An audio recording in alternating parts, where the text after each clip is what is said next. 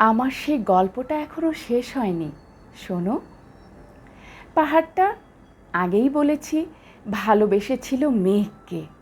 আর মেঘ কিভাবে শুকনো খটখটে পাহাড়টাকে বানিয়ে তুলেছিল ২৬ বছরের ছোকরা, সে তো আগেই শুনেছ। সেদিন ছিল পাহাড়টার জন্মদিন। পাহাড় মেঘকে বললে, আজ তুমি লাল শাড়ি পরে আসবে। মেঘ পাহাড়কে বললে, আজ তোমাকে স্নান করিয়ে দেব চন্দন জলে। ভালোবাসলে নারীরা হয়ে যায় নরম নদী, পুরুষেরা জ্বলন্ত কাঠ। সেইভাবেই মেঘ ছিল পাহাড়ের আলিঙ্গনের আগুনে, পাহাড় ছিল মেঘের ঢেউ জলে।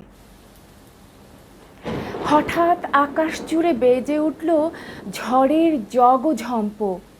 ঝাঁকড়া চুল উড়িয়ে ছিনতাইয়ের ভঙ্গিতে ছুটে এলো এক ঝাঁক হাওয়া। মেঘের আঁচলে টান মেরে বললে, ওঠ ছেড়ি, তোর বিয়ে।